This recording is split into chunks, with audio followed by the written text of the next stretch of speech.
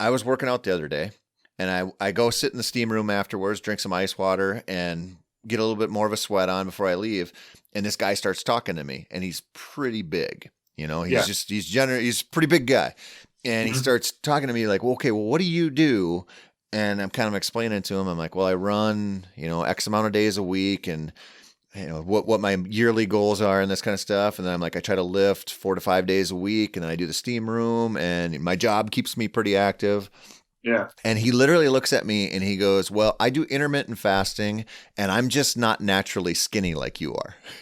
And Yeah. I was like, well, I just told you, last year I ran 1,000 miles. This year my goal is 1,100, and to lift more than I ever have, and to do, all of these different things. And I kind of looked at him and I explained, like, 7 years ago I was drinking nonstop, and I was Hmm. way out of shape. I couldn't run a mile. I was in a horrible place in my life. And I made these changes, and I wasn't, I lost 20 pounds I couldn't believe how fast it happened when I stopped drinking and I started working out. And he kind of just glazed over because it Yeah. was easier for him to be like, well, you're just a skinny guy. Yeah. But Yeah. that's not how it works. No, no, and that's super common in the fitness world. Is that I think people who are not in shape or they're not where they want to be in life, from a health standpoint, they look at people who are where they want to be, and I think it's helpful for them to see that they're gifted with some sort of genetic, Yeah. aids in their life, and they don't have to work as hard as they do. But it takes work. I mean, obviously, there's people out there who have some different genetic makeups, and so some people just naturally have a maybe a better metabolism, or muscle fibers are a bit different. There's of course variances amongst all of us, but it takes a lot of work, and there's a lot of dedication from everybody to stay fit and stay healthy. And when you're coming from a place of like, man, I need to lose 80, 90 pounds to be where I want to be, or I can't run a mile right now, I think starting from there, those little steps, that work is really hard. I mean, it just is. But the hardest thing to see is how much easier it's going to get, and Hmm. where you feel if you put in that work, and how you're going to respond by putting in that work. I'm not a personal trainer. I have a handful of friends who are personal trainers, and they tell me quite often about really the biggest struggle and the biggest hurdle for them and their clients is just getting them on the right mental page for success. Not necessarily developing the right form or the right workout strategy. I mean, those things are important, but like the pivotal thing is once they get their client to really buy into the fact that this is going to take work. This is not a 30-day, 60-day, 90-day effort. This is a lifestyle, and it just takes your full belief, and it's not like you're ever going to be done. The fittest people in the world will tell you they're never done. Yeah. They're it's like, I think that's just kind of the shift in your perspective of it. But yeah, no, I get it. Like I hear that all the time too from people that are like, man, I wish I was naturally as lean or whatever as this and that. And yeah, maybe I had some luck being born with some good genetics, but I work my ass off, and don't undermine the work that I'm doing by Yeah. saying that when you don't put in half the amount of effort and time into it. So I think it's baby steps though, into because when you're in that mode of like, I can't, when you're looking at all the things you haven't accomplished and things you want to do and you can't do now, it's overwhelming, and and it is harder, to get started. It's way harder to get that momentum going in the beginning. Um, so it's pretty common. Well, yeah, it certainly is. And there's like a stripped down kind of skeleton way to look at this that people don't really see, where they go, okay, well, I'm going to go on keto, and I'm going to do this and I'm going to do that. I'm hitting that elliptical every morning. I'm going to run every night. And they go all these big changes. And then they go, I'm going to go buy a bunch of wilderness athlete stuff. I'm going to take the pre-workout. I'm going to take the post-workout. I'm going to have these shakes, and they build in all these crutches and all these things. And it's just too much. And so Yeah, on one side, they've made too many changes that they can't stick with them. It's just like in the dog training world. If you want an awesome dog, you do baby steps with that dog sure. over and over and over and over, and you progressively build those. But it's years long to build that Yeah, dog. And they'll say, just like you said, they're never done. yeah. Getting in shape is the same thing. And Mhm. so you see people making all these deals, right? Like, oh, well, I'm gonna if I don't have my pre-workout, I can't do this. Or if I don't have my treadmill set up exactly the way I want, or I don't have the right time, and you make all these, you like barter all these things, and you don't strip it down to what's actually good for you and what's Yeah. not good for you and what you actually need to succeed. And it's like all these little pitfalls in there and all these ways to back out and all these ways to give up. And you really just got to strip it down to understand I'm going to be miserable. I'm going to use this product because it helps me. I'm not going to Hmm. use this one because I don't need it. And Hmm. you start to just take responsibility for the process. Yeah, and it gets fitness and big changes. It's really easy to get overwhelmed, and we realized that too as wilderness athlete. Some of our marketing and some of our messaging and focuses over the past years, and it's pretty common, especially around the New Year resolution time frame when people are like, "All right, new chapter, new me. I'm going to change the way I'm eating, change the way I'm exercising," and at the flip of a switch, people expect to be able to take on all these new life changes, which in the long run, the people that are living the lifestyles that they want, it takes them years to develop all that kind of stuff. And not even with like a ton of focused effort all the time for any one thing. Sometimes it's just years of developing the right diet or the right Mm-hmm. exercise routines or just healthy habits, not even from a fitness standpoint, but just healthy routines in terms of how you go to sleep or, do you read or do you think about things differently at work and stuff. So, I think that's like one of the steps we've taken, and it's something I try to, talk about with some people in my life that are trying to make those big changes. Is what's one little thing we can do today? What's one little improvement that you can make today that ultimately will get you to where you want to be. And if you can adopt this, like if you can, not just do it today, but then do it tomorrow again, and build that little routine into your life, you'll see a far like lesser rate of failure when it comes to just throwing in the towel. I've been there too. And I hear a lot of our customers that have done that. Like when they start like a new workout or diet program, like you said, like keto or, something that has some pretty strict guidelines. It's like, man, there's just so many changes and it's so easy to just throw in the towel when you try to adopt all that new shit in your life. And so, that's part of it is I think kind of having the right mindset going into it. Realizing that it's a lifestyle, it's a lifelong journey, so to speak, not to be corny about it, but, being healthy and being fit it's never going to stop. And so there shouldn't be this rush to make the next 30 or 60 days of your life like the most impactful, important. If you don't learn anything in that time frame, then what was it all for? Because, as anybody else knows, you lose what you gain so much quicker than it takes to gain it. It's like it takes me 6 months to put on a few pounds of muscle, but the second I stop lifting or the first time I have a cheeseburger, give it 2 days and it's gone, whatever the case may be. Not cheeseburgers. I mean, cheeseburgers are awesome, but I'm just saying, it's just, I think it's a helpful way to look at it too. Is like, you don't have to make all these changes today, start, what can you start doing today? Yep. What can you do better today and you kind of carry it on that way. Yeah. You have to find that balance of what you can maintain, right? Like, if you're going to give up a whole bunch of stuff, can you maintain that? Like I've done keto. I did a whole month without sugar one time, and it was freaking horrible. Like it was. My wife was like, "Never again, dude. Don't." That's brutal. I couldn't do that.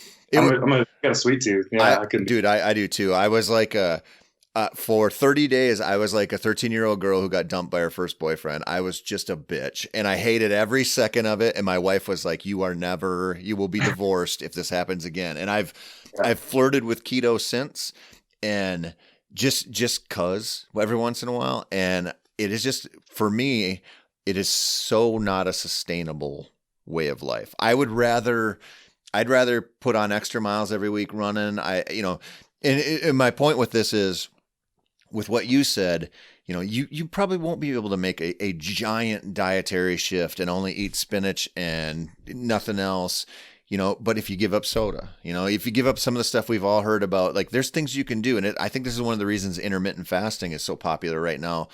That's a generally easier lifestyle to shift into, I think, because people aren't giving up much. They're kind of just delaying and squeezing in their feeding time.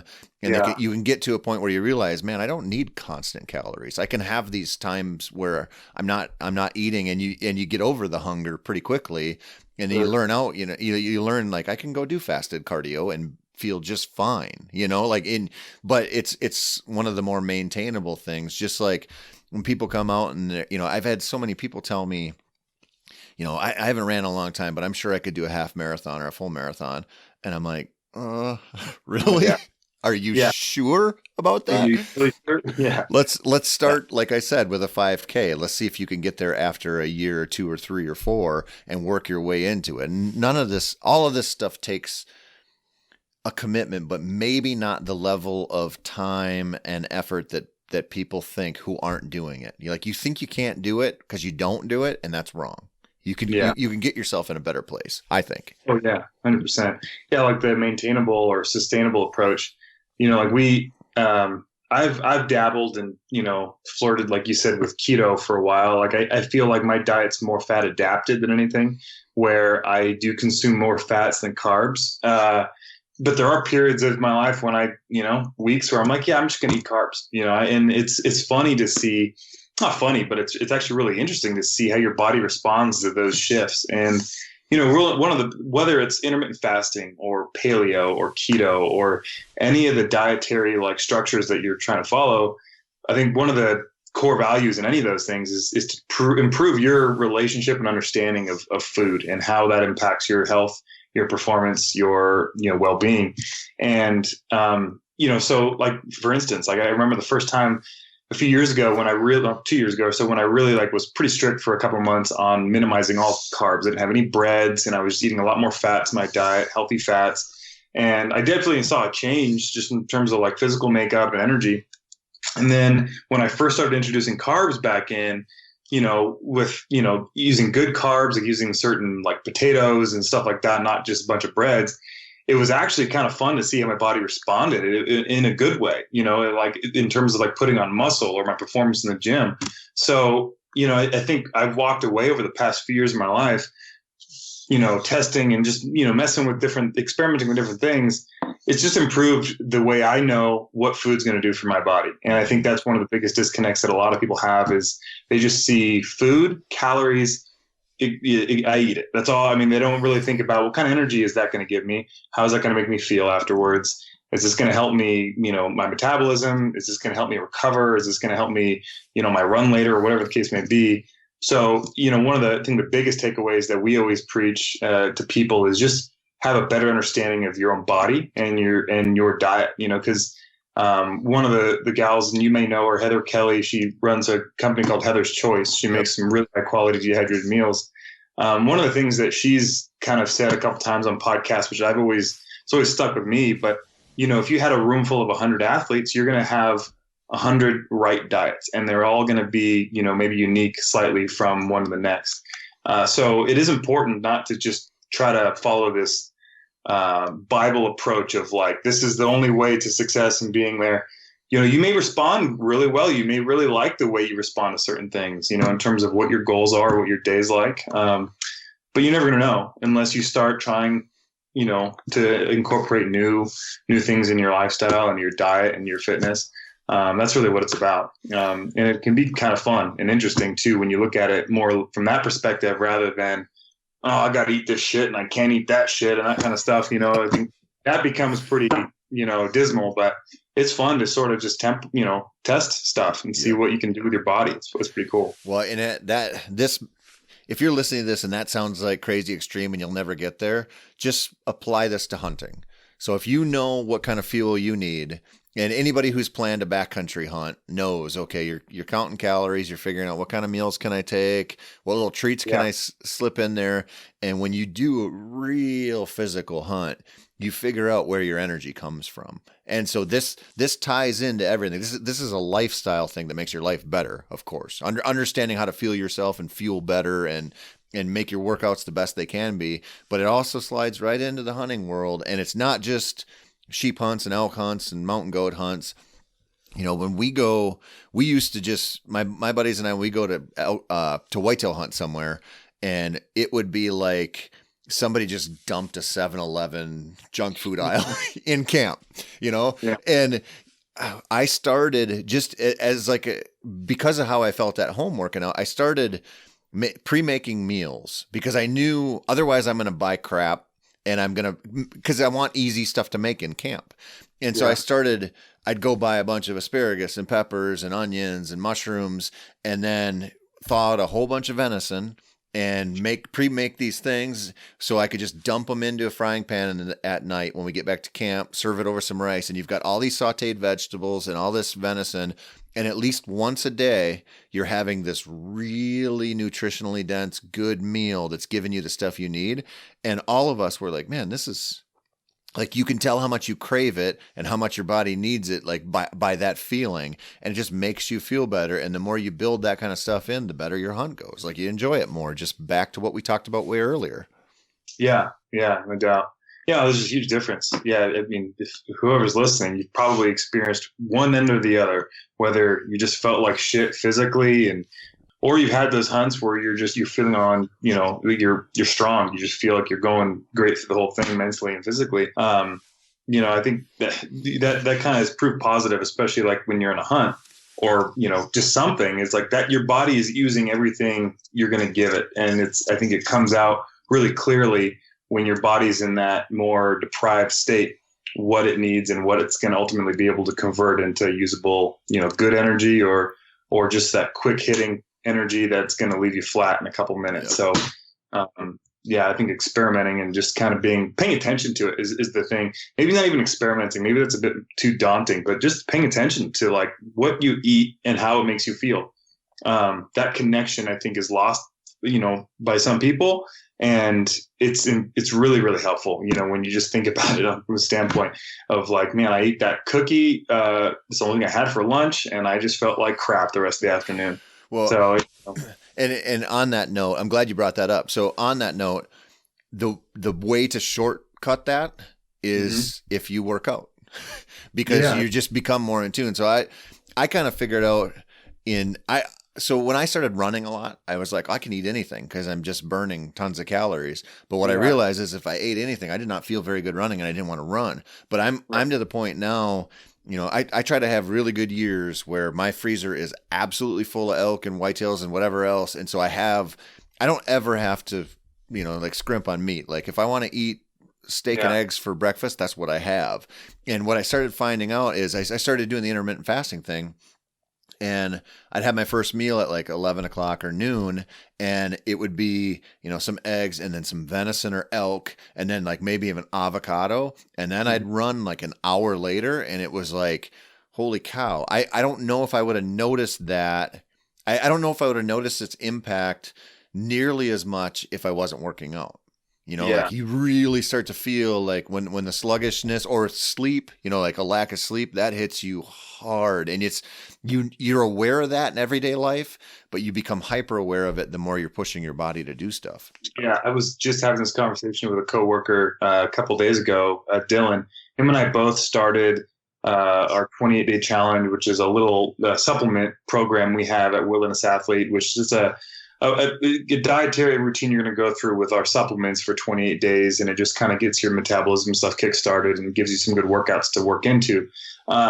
So at about, a week and a half or so into it, I injured myself, I kind of tweaked the muscle in my back, lifting weights. And it really, it just sidelined me from a workout standpoint for at least a little over a week. Like I'm just now kind of starting to get back into lifting weights and stuff. But during that time when I wasn't working out, it became way harder for me to stick to the dietary stuff and be strict or just, eat well. And it was really, really hard. And I kind of realized, and I hadn't really thought about this before, but I feel like, that working out element's what's always kept it really easy for me. Not easy, but it helps you be dedicated to eating right. Because when you work your ass off in the gym or on the mountain or running or the trail, whatever you do, when you put in that kind of effort, you don't want to undermine it by just a couple bites of some shitty food. It's like you're invested. That sweat equity you're putting in, you're going to see it through, and you start to understand, and you pay the price when you don't give yourself the right fuel to do that kind of stuff with. So like you said, I think introducing a good workout routine is definitely a helpful way to, chain you to your diet a bit more too. Big At time. least it helps me. Yeah. Oh, big time, man. All right, buddy, we're almost out of time here. So do me a Sure. favor, sell the Yeah. listeners some wilderness athlete stuff, and let's take a hypothetical. We got some dude, he's some listeners, 35 years old, hasn't worked out since high school, wants to Yeah. get in shape, going to go do on that once in a lifetime elk hunt, or going to do that first elk hunt, and Right. wants to know, all right, what do I take? What do I take that's going to Sure. help me get into this? Yeah. There's a lot of different products we make that I think will benefit you in different ways. The cornerstone product that Wilderness Athlete really has had for a long time is our Hydrate and Recover. And if I've always said, and I mean, it's pretty across the board, if there was one product that we had to take into the mountains and only one, Hydrate and Recover would be it for sure. Just because from a hydration standpoint and providing yourself all the other amino acids that drink has, it'll carry you so much further physically than, water will by itself, or, worse yet, the really overly sugared drinks that are, out there in the market. But, hydrate and recover. So making sure you're adequately hydrated is a huge step, because anytime you're increasing your training or, putting your body into, whether it's way higher elevation than you're used to, which is pretty common for guys that are coming out west for the first time, hydration just becomes an even more demanded area of your health. Cellular hydration and all that really becomes crucial, especially when you're in low oxygen environments. But I would definitely suggest that, and it's hard to say, okay, this is the product or this is the route to go. I love when people call us and tell us, hey, I've got an elk hunt coming up this fall. I live at sea level. I need to lose 10 or 12 pounds. What do you have that'll help me? Because we can have a dialogue and a conversation with people and figure out, what's their limitations right now? Do they have a lot of joint inflammation that prevents them from getting on the trail super, every day? Or do they have a lot of trouble recovering from lifts, and so they work out only once or twice a week? Or do they just not have the energy, at the end of a long day at work to put in the work and the training that they need to? So we can kind of tailor, what products we would give to certain people. So, if this sounds like you, certainly don't hesitate to reach out to us, because we'd love to, kind of help you, with what you're trying to accomplish. We did set up a discount code for the listeners if they do want to try some products or just buy a hat or shirt, whatever the hell you want to do. The code is HFR, and that'll give you 25% off your first order. So you can go over to wildernessathlete.com, and if there is something that catches your eye, you just want to give it a shot, use that code, or reach out to us and ask us some questions. We love talking to our customers. So